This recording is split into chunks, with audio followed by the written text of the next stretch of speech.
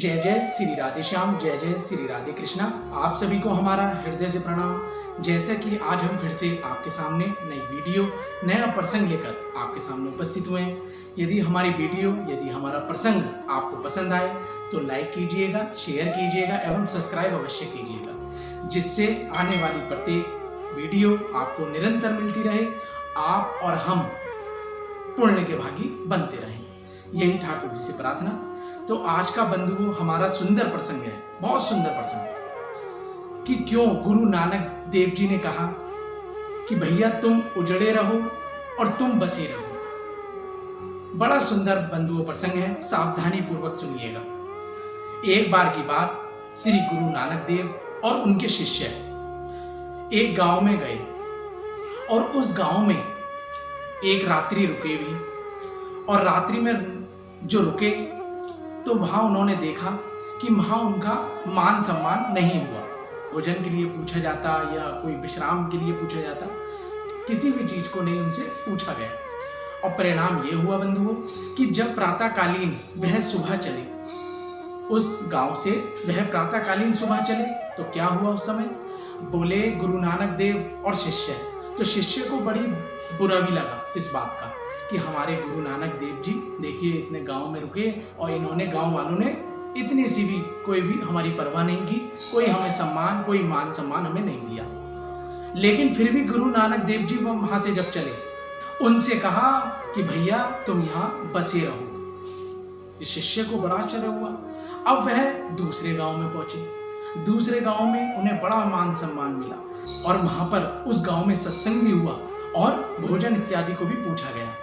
और तो और उन्हें बड़े सुंदर रूप में प्रणाम किया गया, दान दक्षिणा भी दी गई और महा सत्संग भी बड़ा सुंदर हुआ, जैसा कि बताया।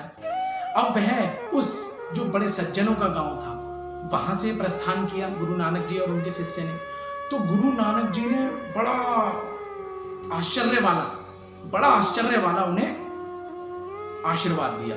उन्होंने कहा भैया तुम उजड़े रहो, उजड़ जाओ, उजड़े रहो। अब तो शिष्य घबरा गया। शिष्य ने कहा ये क्या किया?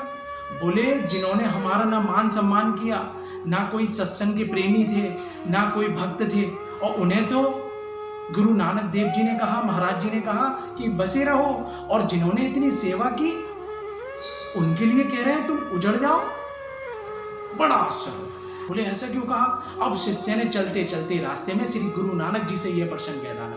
बोले मुझे यह बात समझ में नहीं आई गुरु नानक जी कि आपने इतने सत्संगियों को कहा उजड़े रहो और उन्हें, उन जो सत्संगी भी नहीं थे, दुर्व्यवहारी थे, उनसे आपने कह दिया बसे रहो, ऐसा क्यों? तब बड़े सुंदर रूप में गुरु नानक देव जी ने कहा कि तुम नहीं समझे। बोले मैं तुम्हें समझाता हूँ। बोले मैंने इसलिए कहा क्योंकि वह तो सत्संगी नहीं थे और तो दुर्व्यवहारी थे और दुष्ट थे। बोले जहां जाते वहीं गंदगी फैलाते, लेकिन जो गांव के सत्संगी थे, भक्त थे, उनसे मैंने उजड़े रहो का आशीर्वाद इसलिए दिया कि वह उजड़े रहो का यानी अर्थ हुआ कि तुम हर जगह फैल जाओ, जिससे जहां जहां वह जाएंगे सत्संग प्रदान करेंगे और तो और हर जगह सुगंध फैलाएंगे अपने सत्संगता की, अपने व्यवहार की, और वह दुष्ट हर जगह जहां भी जाते गंदगी फैलाते। इसलिए मैंने उनसे कहा एक ही जगह बसे रहो, तुम ज्यादा कहीं मत जाओ।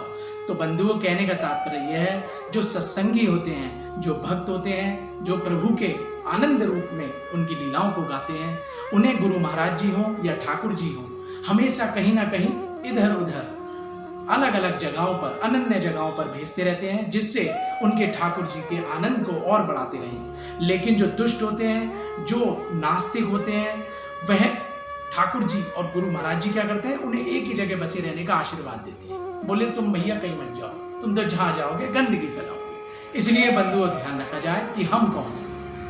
और आने वाले प्रसंग में फिर हम नया प्रसंग लेकर उपस्थित होंगे। जय जय श्री राधे श्याम, जय जय श्री राधे कृष्ण।